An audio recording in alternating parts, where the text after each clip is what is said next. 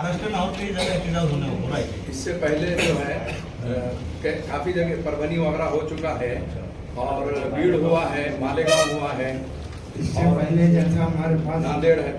अभी जो है 23 को जलगांव में हो रहा है, 25 को हमारे पास है, 24 को नांदेड़ में है और 26 को पूना में।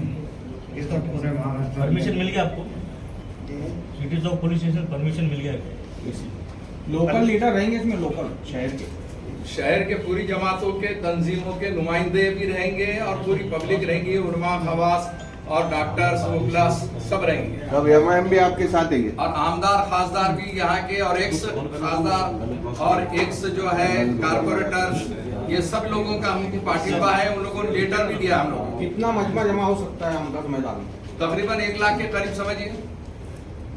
अब आपके ऊपर है, आप जितनी पब्लिसिटी आप जितना ताउन और मदद करेंगे उतना बेहतर है। क्लाइमेट का बंदोबस्त कर लिए? जैसे क्लाइमेट फिलहाल जो खराब चल रहा ये है, मौसम खराब है। वो मौसम खराब होने के एतबार से अल्लाह से दुआएं भी जारी है और तरकीब और तदबीर भी जारी है। मौसम का मतलब तो अल्लाह के हवाले है, हम लोग दुआ करते हैं कभी जो है। कल जो सुप्रीम कोर्ट में आर्गुमेंट में हुई, हियरिंग वगैरह हुई, उससे क्या आप इत्मीनान रखिए? कल क्या हुआ, कैसा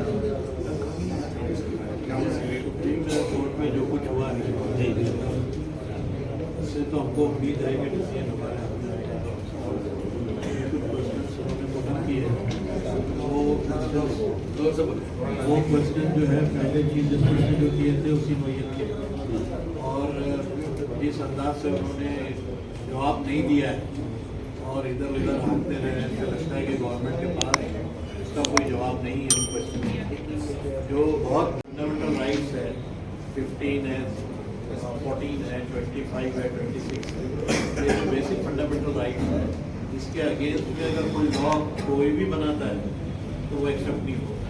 और due to this custodian of the constitution अगर सुप्रीम कोर्ट को मानते हैं तो सुप्रीम कोर्ट की पहली जिम्मेदारी ये है कि जो बुनियादी फंडामेंटल राइट्स जो है उसको वायलेट करने वाला कोई भी कानून वो एक्सेप्ट करे, चाहे वो पार्लियामेंट बनाए, असेंबली बनाए।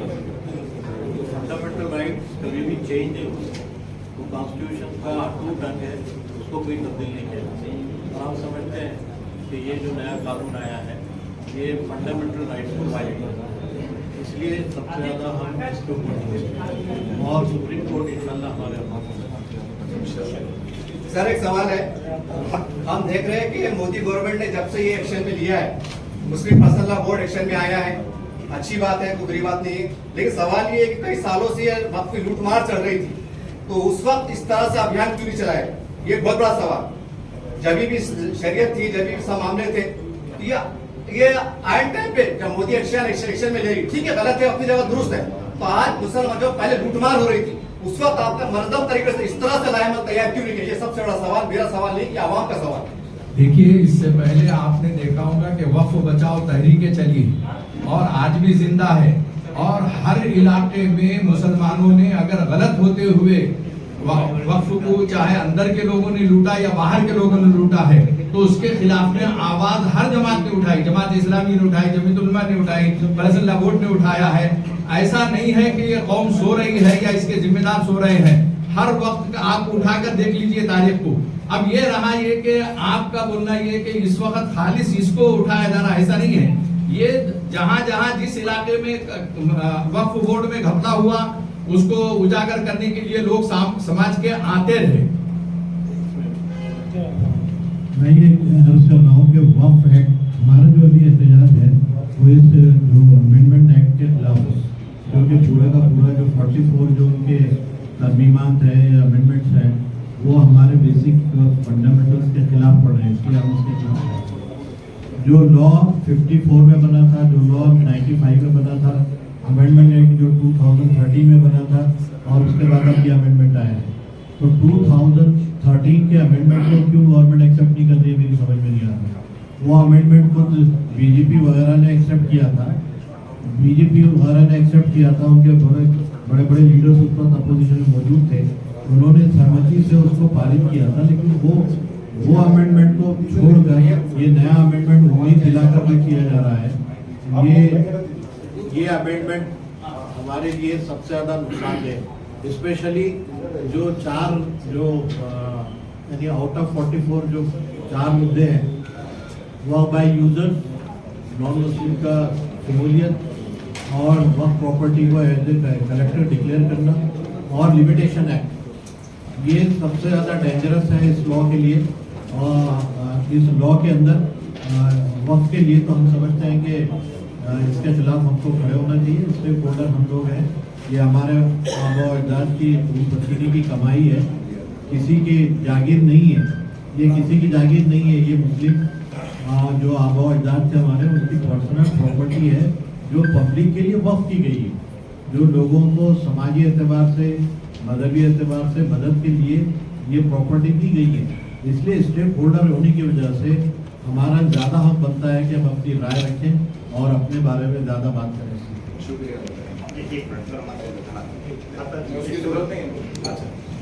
आताच आपल्या समोर आमच्या उर्दूमध्ये आमचे जे इथे जबाबदार जे व्यक्ती आहेत त्यांनी आपल्यासमोर काही ब्रीफिंग केलेली आहे। महत्त्वाची गोष्ट त्यांनी सांगितली की all India Muslim person law board हे एक सर्व धर्मीय याच्यामध्ये लोक सामील आहेत। 132 संघटना त्यांचा पाठिंबा आहे। मुस्लिम संघटना राष्ट्र याच्यामध्ये आहे, जमात इस्लामी, जमातुल उलमा, रजा अकॅडमी, अहले सुन्नतुल जमात, अहले हदीस, जेवढ्या काही मोठे मुस्लिम संघटना आहेत, धार्मिक संघटना ते देखील आहेत आणि त्याचबरोबर इतर पक्षांचं देखील समर्थन आपल्याला आपण पाहत आहोत की आहे आणि सर्व पक्षीय समर्थन आहे। म्हणजे सरकारला सोडून जेवढे काही पक्ष आहेत ते सर्व पक्ष, राजकीय पक्ष देखील याचं इथं समर्थन करत आहेत। त्याचबरोबर दुसरी महत्त्वाची गोष्ट आपल्या समोर आली की काही विरोध करण्यासाठी विरोध करणं हे नाहीये, कारण की कायदा असा निर्माण केला जाते की त्याच्यामुळं वक्फवरच प्रश्नचिन्ह निर्माण होत आहेत। वक्फ मंडळाचे जे काही वाईट कारोबार असतील त्याच्या विरुद्ध आमचं आंदोलन चालू राहील, परंतु आता प्रश्न त्या वक्फच्या संपूर्ण जो एक कन्सेप्ट आहे त्याच्यावर आहे, प्रश्न हा संविधानावर आहे, प्रश्न हा माझ्या मूलभूत अधिकारावर आहे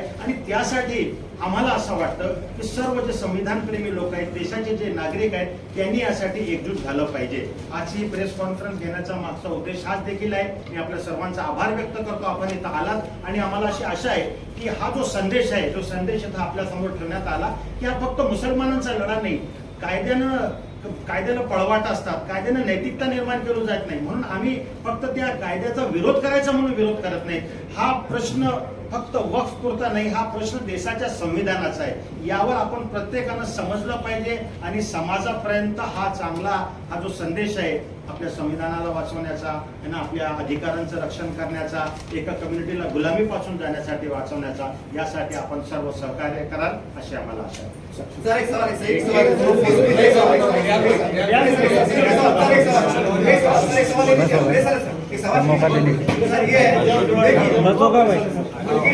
कार्यक्रम किया जा रहा है।